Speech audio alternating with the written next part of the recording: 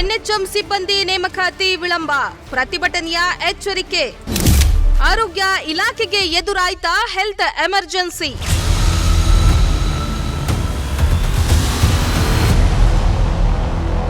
ರಾಜ್ಯದಲ್ಲಿ ಆರೋಗ್ಯ ಮತ್ತು ಕುಟುಂಬ ಕಲ್ಯಾಣ ಇಲಾಖೆಯ ಎನ್ಎಚ್ಎಂ ಸಿಬ್ಬಂದಿ ನೇಮಕಾತಿ ವಿಳಂಬ ಧೋರಣೆ ಖಂಡಿಸಿ ಮತ್ತೆ ಬೀದಿಗಿಳಿಯುವ ಎಚ್ಚರಿಕೆಯನ್ನ ನೀಡಲಾಗಿದೆ.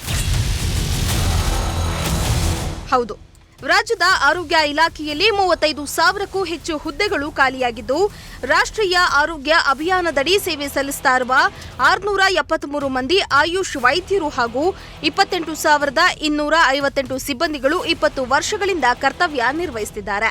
ಅವರನ್ನ ಕಾಯಂಗೊಳಿಸುವಂತೆ ಹಾಗೂ ಸಮಾನ ವೇತನ ನೀಡುವಂತೆ ಹಲವು ವರ್ಷಗಳಿಂದ ಆಗ್ರಹಿಸ್ತಾ ಇದ್ರು. ಅವರಿಗೆ ಭರವಸೆಯನ್ನ ನೀಡಿದ್ದಾರೆ.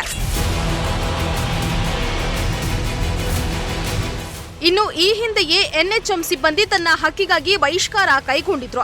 ಆದರೆ ಆರೋಗ್ಯ ಇಲಾಖೆಯ ಸಚಿವರ ಭರವಸೆಯಿಂದ ಪ್ರತಿಭಟನೆಯನ್ನ ಕೈಬಿಟ್ಟಿದ್ರು. ಅಲ್ಲದೆ ವಿಧಾನಸಭಾ ಚುನಾವಣೆ ವೇಳೆ ಕಾಂಗ್ರೆಸ್ ಚುನಾವಣಾ ಪ್ರಣಾಳಿಕೆಯಲ್ಲಿ ಬೇಡಿಕೆ ಈಡೇರಿಕೆಗೆ ಭರವಸೆ ನೀಡಿದ್ರು ಕೂಡ ಭರವಸೆ ಮಾತ್ರ ಈವರೆಗೂ ಈಡೇರಿಲ್ಲ.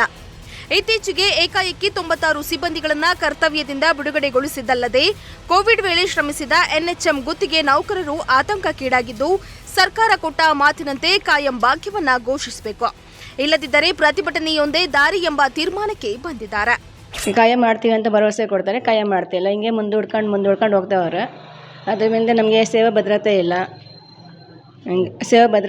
ಈ ಸರ್ಕಾರ ಬಂದಿರೋರೆಲ್ಲ ಮಾಡ್ತೀವಿ, ಸರ್ಕಾರ ಆಶ್ವಾಸನೆ ಕೊಟ್ಟು ಸುಮ್ಮನೆ ಮುಂದೆ ನೋಡ್ತಾನೆ ಇದ್ದಾರೆ. ನಾವು ಕೇಳೋಕೆ ಮತ್ತೆ ಹೋದರೆ ಮಾಡ್ತೀವಿ ಅಂತಲೇ ಹೇಳ್ತಾನೆ ಇರ್ತಾರೆ. ಅದು ಬಿಟ್ಟರೆ ಮತ್ತೆ ನಾವು ಸ್ಟ್ರೈಕಲ್ಲಿ ಕೂತ್ಕೊಂಡಾಗೂ ಈಗ ಆರೋಗ್ಯ ಸಚಿವರಾದ ಗುಂಡೂರಾವ್ ಅವರು ಬಂದಿದ್ದರು, ಆಶ್ವಾಸನೆಯನ್ನು ಕೊಟ್ಟಿದ್ದರು ಮಾಡ್ತೀವಿ ಅಂತ. ನಮ್ಮ ಸರ್ಕಾರ ಬಂದರೆ ಮಾಡ್ತೀವಿ ಅಂತ. ಸರ್ಕಾರ ಬಂದು 1.5 ವರ್ಷ 2 ವರ್ಷ ಆದ್ರೂ ನಮ್ಮ ಕಡೆ ಗಮನ ಹರಿಸಿಲ್ಲ. ಇದರಿಂದ ನಮಗೆ ದಯಮಾಡಿ ನಮಗೆ ಕಾಯಂ ಮಾಡಬೇಕಂತ ವಿನಂತಿ ಮಾಡ್ಕೊಳ್ತೀವಿ.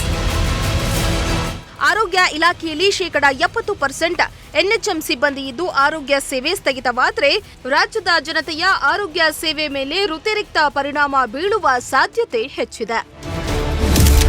ಬಿಜೆಪಿಯಂತೆ ಕಾಂಗ್ರೆಸ್ ಕೂಡ ಕೊಟ್ಟ ಮಾತನ್ನ ತಪ್ತಾ ಇದೆ. ಹೌದು, ಒಳಗುತ್ತಿಗೆ ಆಧಾರದ ಮೇಲೆ ಯಾವುದೇ ಸೌಲಭ್ಯಗಳಿಲ್ಲದೆ ಸಂಚಿತ ವೇತನದಲ್ಲಿ ಸೇವೆ ಸಲ್ಲಿಸ್ತಾ ಇದ್ದು, ನಮ್ಮ ಸೇವೆಯನ್ನ ಪರಿಗಣಿಸಿ ಕಾಯಂ ಮಾಡಬೇಕೆಂದು 2023 ಫೆಬ್ರವರಿಯಂದು ಬೆಂಗಳೂರಿನ ಫ್ರೀಡಂ ಪಾರ್ಕ್ನಲ್ಲಿ 40 ದಿನಗಳ ಕಾಲ ಅನಿರ್ದಿಷ್ಟಾವಧಿ ಮುಷ್ಕರ ನಡೆಸಲಾಯಿತು. ಅಂದಿನ ಸರ್ಕಾರ ಕಾಯಂಗೊಳಿಸುವ ಭರವಸೆ ನೀಡಿತ್ತು. ಆದರೆ ಕೊಟ್ಟ ಮಾತನ್ನ ಬಿಜೆಪಿ ಸರ್ಕಾರ ಉಳಿಸಿಕೊಳ್ಳಿಲ್ಲ. ಆ ವೇಳೆ ದಿನೇಶ್ ಗುಂಡೂರಾವ್ ಹಾಗೂ ಡಿಕೆ ಶಿವಕುಮಾರ್ ವೇದಿಕೆಗೆ ಬಂದು ಇದೊಂದು ಅಮಾನವೀಯ ಜೀತ ಪದ್ಧತಿ ಇನ್ನೂ ಇದೆಯಾ ಎಂದು ಎಚ್ಚರಿಸಿ ಅಂದಿನ ಬಿಜೆಪಿ ಸರ್ಕಾರಕ್ಕೆ ಕಣ್ಣು ಕಿವಿ ಮೂಗು ಹೃದಯ ಇಲ್ಲ ಎಂದು ಲೆವಡಿ ಮಾಡಿ ಕಾಂಗ್ರೆಸ್ ಅಧಿಕಾರಕ್ಕೆ ಬಂದ ಮೇಲೆ ನಿಮ್ಮನ್ನ ಕಾಯಂ ಮಾಡ್ತೇವೆ ಎಂದು ಹೇಳಿ ಅಂದೇ ಪ್ರಣಾಳಿಕೆಯಲ್ಲಿ ಘೋಷಿಸಿದ್ರು. ಆದರೆ ಕಾಂಗ್ರೆಸ್ ಸರ್ಕಾರ ಆಡಳಿತಕ್ಕೆ ಬಂದು 2 ವರ್ಷ ಸಮೀಪಿಸಿದ್ರೂ ನಮಗೆ ಬೇಡಿಕೆ ಈಡೇರಿಸಿಲ್ಲ ಎಂಬುದು ಎನ್ಎಚ್ಎಂ ನೌಕರರ ಆಕ್ರೋಶವಾಗಿದೆ. ನಮ್ಮ ಇಲಾಖೆಯಲ್ಲಿ ಭಾಳಷ್ಟು ವರ್ಷಗಳಿಂದ ಎನ್ಎಚ್ಎಂ ನೌಕರರು ಕಾಯಮಾತಿಗೋಸ್ಕರ ನಿರೀಕ್ಷೆಯಲ್ಲಿ ಇಟ್ಕೊಂಡು ಕೆಲಸ ಮಾಡ್ತಾಯಿದ್ದಾರೆ.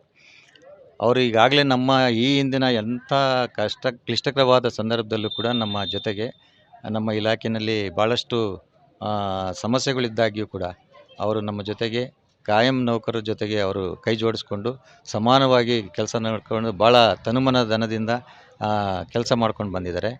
ಕೋವಿಡ್ ಸಂದರ್ಭದಲ್ಲೂ ಕೂಡ ಅವರು ಭಾಳಷ್ಟು ಜೀವನ ಪಣಕ್ಕಿಟ್ಟು ನಮ್ಮ ಜೊತೆಗೆ ಕೆಲಸ ಮಾಡ್ಕೊಂಡು ಬಂದಿದ್ದಾರೆ. ಅವರು ಭಾಳಷ್ಟು ಬೇಡಿಕೆಗಳನ್ನು ಇಟ್ಕೊಂಡು ನಿರೀಕ್ಷೆಯಲ್ಲಿ ಇಟ್ಕೊಂಡು ಬಂದಿದ್ದಾರೆ. ಸರ್ಕಾರ ಜೊತೆಗೆ ಮುಷ್ಕರನೂ ಮಾಡಿದ್ದಾರೆ. ಇದನ್ನು ನಾವೆಲ್ಲ ನೋಡ್ತಾ ಇದ್ದೀವಿ. ಜೊತೆಗೆ ಬೇಡಿಕೆಗಳನ್ನು ಹಲವಾರು ರೀತಿಯಲ್ಲಿ ಮಾಡ್ತಾ ಬಂದಿದ್ದಾರೆ. ಕಾಯಮಾತಿನ ಅವ್ರಿಗೆ ಸರ್ಕಾರ ಭರವಸೆ ಕೊಟ್ಟಿದೆ, ಆ ನಿಟ್ಟಿನಲ್ಲಿ ನಾವು ಕಾಯ್ತಾ ಇದ್ದೀವಿ ಅಂತ ಹೇಳ್ತಾ ಇದ್ದಾರೆ. ಅದರ ಮುಖಾಂತರ ಏನಪ್ಪ ಅಂದರೆ ಅವ್ರನ್ನ ಈ ಹುದ್ದೆಗಳನ್ನು ಭರ್ತಿ ಮಾಡ್ತಕ್ಕಂಥ ಸಂದರ್ಭದಲ್ಲಿ ವಿಶೇಷ ನೇಮಕಾತಿ ಅವ್ರಿಗೋಸ್ಕರನೇ ಸಪ್ರೇಟು ಒಂದಷ್ಟು ಪೋಸ್ಟನ್ನು ಮಂಜೂರಾತಿ ತಗೊಂಡು ವಿಶೇಷ ನೇಮಕಾತಿ ಮಾಡ್ಬೋದು.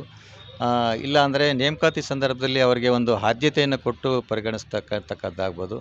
ಕೊನೆಗೆ ಅವರಿಗೆ ಉದ್ಯೋಗ ಭದ್ರತೆಯನ್ನು ಕೊಟ್ಟು ಅವರಿಗೆ ಒಂದು ಮಾನವೀಯ ನೆಲೆಗಟ್ಟಿನಲ್ಲಿ ಸಹಾಯ ಮಾಡಬೇಕಾದಂಥ ಅವಶ್ಯಕತೆ ಇದೆ ಅಂತೇಳಿ ನಾನು ಈ ಸಂದರ್ಭದಲ್ಲಿ ಬಯಸ್ತೀನಿ. ಎನ್ಎಚ್ಎಂ ಸಿಬ್ಬಂದಿ ಬೇಡಿಕೆ ಏನು? 2004ರಲ್ಲಿ ನೇಮಕವಾಗಿರುವ ಸಿಬ್ಬಂದಿಯನ್ನ ಸರ್ಕಾರ ಕಾಯಂಗೊಳಿಸುವ ಭರವಸೆ ನೀಡಿ ಖುಷಿ ಪಡಿಸಿದ್ದಷ್ಟೇ. ಸಾಧನೆಯ ಕನಸು ಇನ್ನೂ ನನಸಾಗಿಲ್ಲ. ಬೆಳಗಾವಿ ಅಧಿವೇಶನದಲ್ಲಿ ಎನ್ಎಚ್ಎಂ ಒಳಗುತ್ತಿಗೆ ನೌಕರರನ್ನ ಕಾಯಂ ಮಾಡಲು ನಮ್ಮ ಕಡತವನ್ನ ಪ್ರಸ್ತಾವನೆಗೆ ಸಲ್ಲಿಸಿ ಅನುಮೋದನೆ ಪಡೆಯಬೇಕು. ಈ ಬಗ್ಗೆ ಸರ್ಕಾರ ಸ್ಪಷ್ಟಪಡಿಸಬೇಕು. ಇಲ್ಲದಿದ್ದರೆ ಮತ್ತೊಮ್ಮೆ ಅನಿರ್ದಿಷ್ಟಾವಧಿ ಮುಷ್ಕರಕ್ಕೆ ಕರೆ ನೀಡುವ ಕುರಿತು ಸಂಘಟನೆ ಎಚ್ಚರಿಕೆಯನ್ನ ನೀಡಿದೆ. ಸಿರಾಜ್, ಪ್ರಜಾಶಕ್ತಿ ಟಿವಿ, ತುಮಕೂರು.